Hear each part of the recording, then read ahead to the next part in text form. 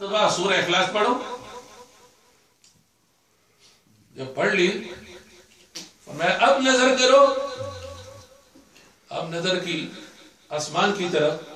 پوچھا کہاں تک دیکھتے ہو؟ عرض کیا حجاب عظمت تک. اب میں دیکھ رہا ہوں وہ عرش اعظم سے بھی اوپر ہے. اچھا اس کے بعد فرمایا 2-4 دن میری خدمت پہ رہو، پھر آپ کو ساتھ لے کے بیت اللہ شریف. پھر ہو تو ایسا ہو نا سبحان اللہ. پھر قسمت کھلے تو دیکھو ایک ہی دفعہ میں ہی. ورنہ لوگ تو کئی چکر لگاتے ہیں، سالوں لگاتے ہیں، پھر بھی مرتبہ حاصل نہیں. تو ایک پہلی مرتبہ کہ چلو مکے چلتے ہیں. بیت اللہ شریف کی زیارت، طواف. اب حتیم میں وہ رحمت کے پرنالے کے نیچے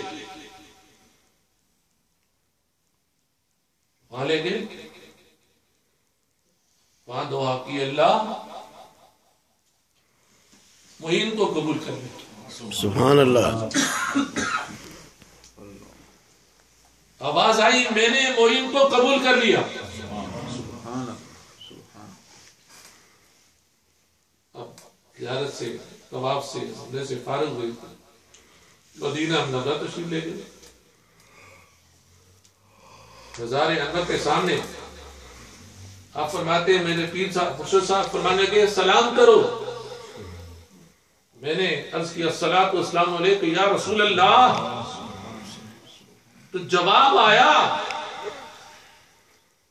وعلیکم السلام یا قطب الاقطاب البحر والبر. سبحان اللہ. قطب یہ رینگ کے ولیوں کی. اس کو بعد غوث الاعظم یہ سارے ولیوں کے قطب کا درجہ مل گیا حضور کی بارگاہ سے. تو یہ نتیجہ ہے ان الذین قالوا ربنا اللہ ثم استقاموا. ایک دفعہ کہا ہمارا رب اللہ ہے پھر اس پر قائم رہے تو اللہ پاک نے فرمایا ہم تمہارے دوست ہیں دنیا میں بھی آخرت میں بھی.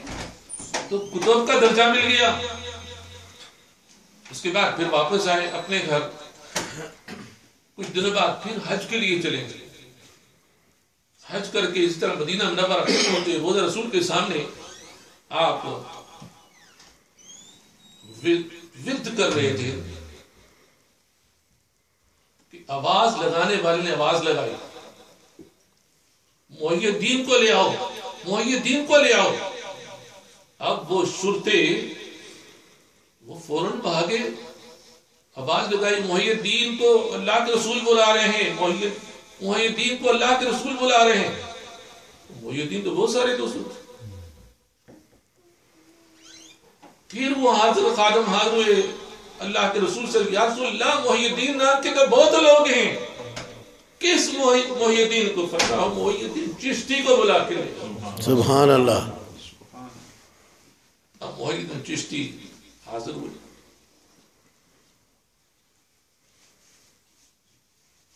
سلام عرض کیا تو روز ہے رسول سے جواب آتا ہے ہم نے آپ کو اپنے دین کا معین مقرر کر دیا ہے. سبحان اللہ. یعنی مددگار. لیکن لوگ بولتے ہیں اللہ کے سوا کسی سے مدد مانگنا ٹھیک نہیں ہے.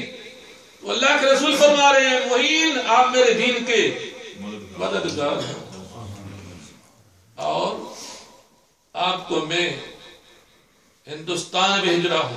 آپ کی ڈپٹی ہندوستان میں ہے. وہاں میرے ایک فرزند دوست سید حسن شاہ حسین شاہ پہلے وہ وہاں کام کرتے تھے، جہاد میں گئے، کافروں نے ان کو شہید کر دیا ہے. لہذا اب آپ کی ڈپٹی. دیکھو اللہ پاک کے نبی نے ان کو یہ ڈپٹی دی. اب ہندوستان جاؤ وہاں دین کا کام کرو. آپ نے کبھی سنے نہیں تھا ہندوستان کا نام ہی نہیں سنا. سوچنے لگے کہ ہندوستان کہاں ہوگا، کدھر ہوگا، کیسے جاؤں گا. اتنے میں نیند آ گئی. خواب میں ہی اللہ کے رسول صلی اللہ علیہ وسلم نے مشرق و مغرب کی سیر کرا دی. سبحان اللہ. سارا نقشہ دکھا دیا. پھر آپ سیدھے ہندوستان نہیں آئے، پہلے بغداد میں گئے. شاہ عبد القادر جیلانی، محبوب سبحانی رضی اللہ تعالیٰ ان کے پاس ان کو یہ خبر سنائی کہ میری ڈپٹی اللہ کے رسول نے وہاں لگا دی. آپ میری مدد کریں، اپنا فیض مجھے عطا فرمائیں. وہاں سے سند لی اور پھر بھی سیدھے ہندوستان نہیں گئے. پھر لاہور میں آئے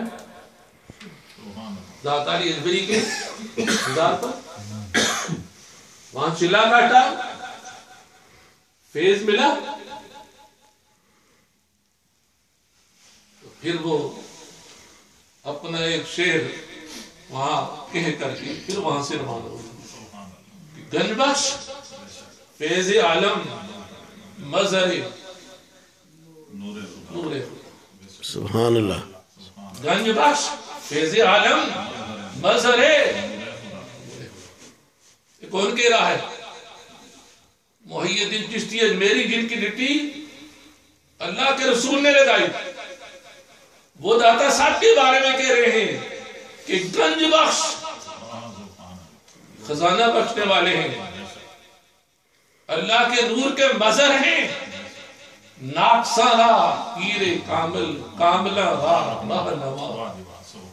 جو ناقص ہیں ان کو کامل پیر بنا دیتے ہیں، اور جو کامل پیر یہاں حاضر ہوتے ہیں ان کو خلق کا رہبر بنا دیتے ہیں.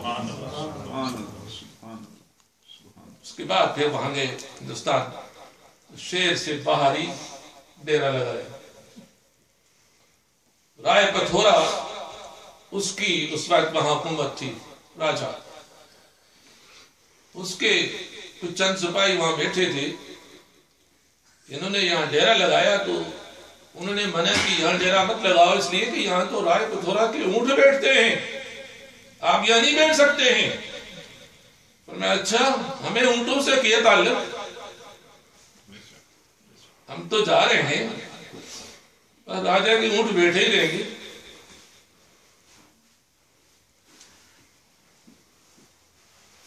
یہی ہوا. آپ کی فرما کے چلے گئے. راجہ کے اونٹ آئے بیٹھے